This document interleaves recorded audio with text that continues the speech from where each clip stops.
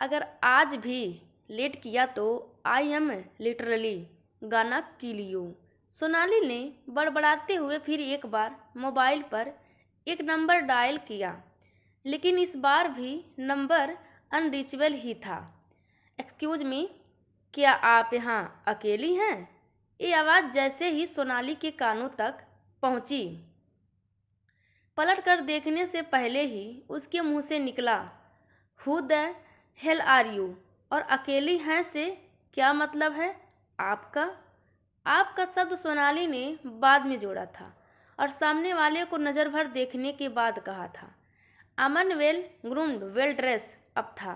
भले ही उसने गॉगल पहना हो, लेकिन सोनाली देख पा रही थी कि उसकी आंखों में अजनबी से बात करने की झिझक या उससे डांट खाने का डर नहीं था। अमन ने इस्माइल के साथ जवाब दिया, हाय, आई एम अमन।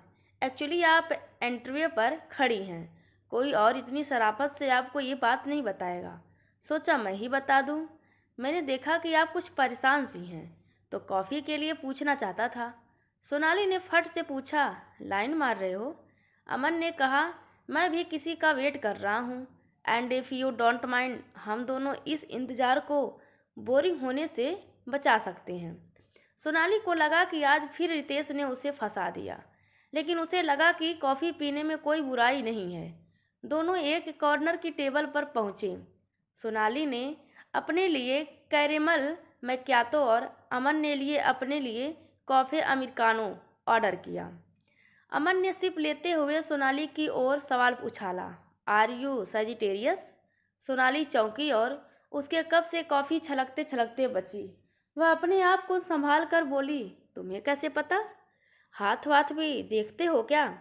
अमन हंसते हुए बोला, तुम में पेशेंस नहीं है, गुस्सा जल्दी आता है, लेकिन ज़्यादा देर रुकता नहीं, कन्विंस जल्दी हो जाती हो।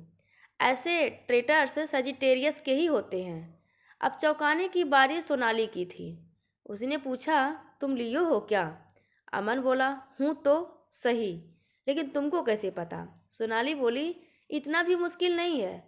ऑप्टिमिस्टिक हो, बोल्ड और ओपन हो, काम एंड कूल रहते हो और हेल्पफुल नेचर के हो। अमन ने जवाब दिया, हाँ।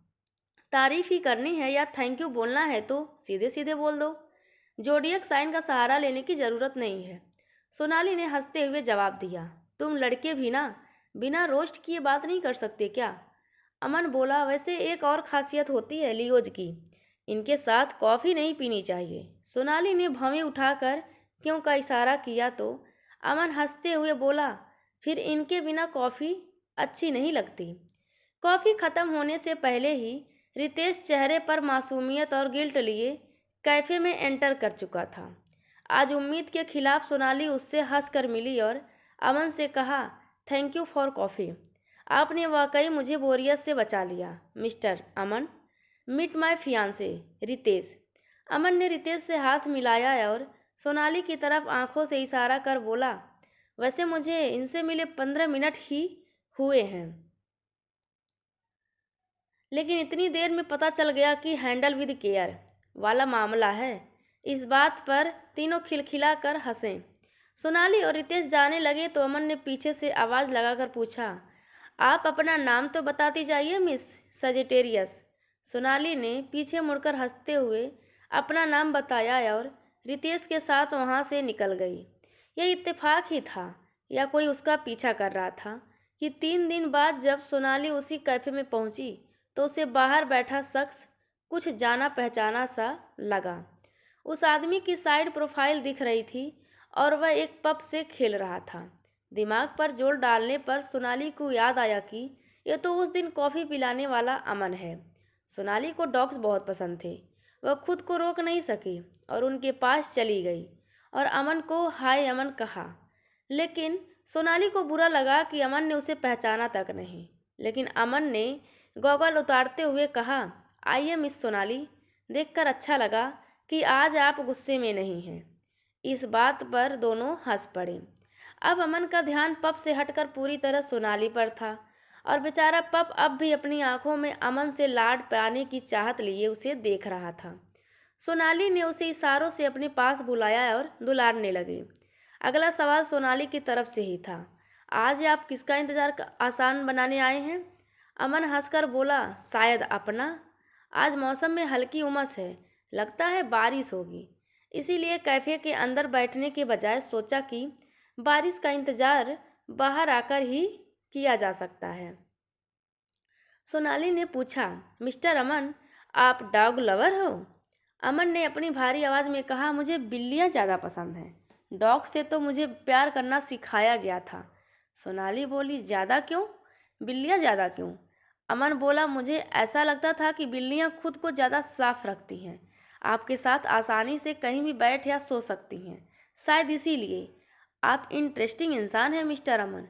ये बताइए, फिर आपको डॉग से प्यार करना किसने सिखाया? सोनाली को अमन के बारे में और जानने की इच्छा हुई। अमन शायद उस सवाल का जवाब नहीं देना चाहता था। वह मानो अतीत के कुएं में उतरकर बोलने लगा। उसकी आवाज़ और गहरी हो गई। उसे डॉग से बहुत प्यार था। पप्स पर तो जान छिड़कती थी। मजाल थी जो वो किसी इंजर्ड डॉग को अकेला छोड़ दे। उन्हें अस्पताल पहुंचाने से लेकर उनकी केयर करने, उन्हें घर लाने और शेल्टर में छोड़ने तक उसका आधा टाइम उसी में जाता। मैं भी उसके साथ इसी में खुश रहता। उसने मुझे समझाया कि डॉग कितने प्यारे और लॉयल होते हैं। वो आप पर तुरंत भरोसा कर लेते हैं। उनको जितना प्यार दो वो उससे दुगना लौटाते हैं। कैट्स या डॉग्स, अब आप किससे ज़्यादा प्यार करते हैं? अमन ने गहरी सांस छोड़ते हुए कहा, अब मुझे प्यार का मतलब समझ आता है। अब मैं सभी से बराबर प्यार करता हूँ, इंसानों से भी। सोनाली को लगा कि पहली नज़र में किसी के बारे में राय बना लेना कितना गलत होता है। जो अमन उसे पहले दिन उसे लगा था कि उसे लाइन मार रहा है, आज उसी के सामने बैठकर उसे लग रहा था कि बस उसे सुनते ही जाऊं। तभी रितेश आ गया था और सोनाली को ना चाहते हुए भी वहां से जाना पड़ा। हल्की हल्की बूंदाबूंदी शुरू हो गई थी। रितेश का अपने दोस्तों के साथ पार्टी करने का प्लान था और उसने सोनाली को भी आने को बोला था। सोनाली का मन उस पार्टी के बजाय कुत्ते और बिल्ली की कहानी में रम रहा था। ना जाने क्यों अमन की लाइफ में उसका इंटरेस्ट बढ़ता जा रहा था। अगली शाम वह फिर से वहां पहुंची तो उसे अमन फिर से वही किताब पढ़ता नजर आया। वह बिना कुछ बोले उसके बगल में जाकर बैठ गई और चुपचाप उसे देखती रही। अमन पढ़ते पढ़ते कभी मुस्कुरा देता तो कुछ लाइनें बुदबुदाते हुए पढ़ता। कई बार वह पैराग्राफ पढ़ने के बाद आसमान की तरफ देखकर उसे दोहराता, मानो जो कहानी पढ़ रहा हो उसी को जी रहा हो। सोनाली भी तो यही कर रही थी। आज लगातार तीसरा दिन था जो अमन उसके दिमाग में अटक सा गया था। वह भी उसी लाइफ को जीने की कोशिश कर रही थी जो अमन ने उसे बताई थी। अमन को अपने पास बैठी सोनाली की भनक नहीं लगी, या शायद इतने मन से पढ़ रहा था कि वह खुद को इसकी भनक नहीं लगने देना चाहता था। करीब आधे घंटे बाद पन्ने समेट कर वह उठा तो सोनाली को देखकर मुस्कुराया और कहा, अरे वाह, तुमसे इतनी जल्दी मिलने की उम्मीद नहीं थी। सोनाली बोली, मैंने पहली बार किसी को इतनी लगन से कुछ पढ़ते हुए देखा है। क्या पढ़ रहे हो? अमन ने कहा, द फॉक्स D.H. लॉरेंस की नॉवेल है। काफ़ी पुराना प्लाट है, फर्स्ट वर्ल्ड वार के टाइम का। लव ट्रायंगल है। सोनाली किसी ख्याल में डूबती हुई सी बोली, यार फिक्सन की बात छोड़ो, ये बताओ क्या असल ज़िंदगी में भी ये लव ट्रायंगल जैसी चीज़ें पॉसिबल हैं? सामने से आती दिखती मुसीबत को कौन गले लगाता है? बेहतर नहीं होगा कि उबड़ खाबड़ और बिना किसी मुकाम तक जाती राह को देख इंसान अपना रास्ता ही बदल ले? अपनी कहानी का दी एंड लिखना तो अपने ही हाथ में है ना। अमर ठहर कर बोला, जिंदगी इतनी आसान कहाँ होती है जो हासिल ना हो सके।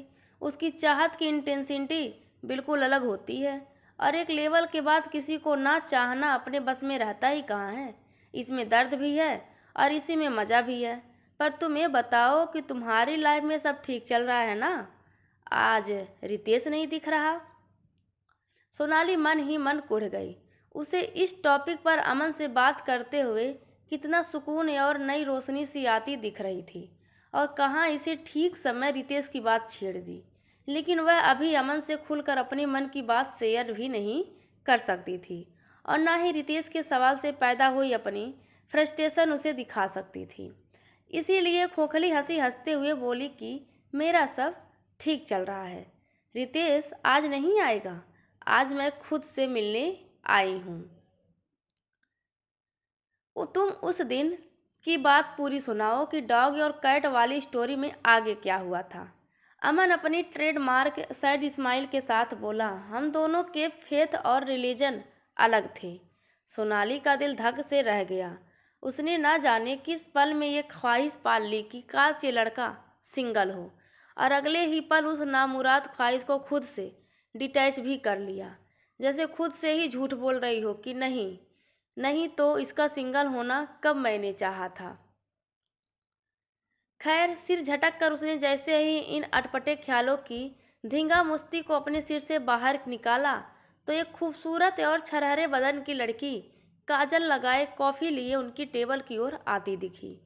कॉफ़ी टेबल पर रख कर उसने सोनाली को स्माइल दी और आंखों ही आंखों में अमन को कॉफ़ी लेने का इशारा किया और सोनाली से पूछा, आप क्या लेंगी। सोनाली उसे एकटक देखकर सोचने लगी कि एक कैफ़े की वेट्रेस तो नहीं लगती, और बोली, शायद आप गलत टेबल पर आ गई हैं, हमने अभी ऑर्डर नहीं किया है। जवाब अमन ने मुस्कुराते हुए दिया, इनसे मिलिए सोनाली, ये सना है, मुझे प्यार के मायने सिखाने वाली। आज हम साथ मिलकर इस कैफ़े को चलाते हैं। सोनाली ने पता नहीं क्या सोचकर सना को गले लगा लिया और अमन की ओर हाथ बढ़ाते हुए बोली, क्या तुमको life time friendship and second site पर यकीन है?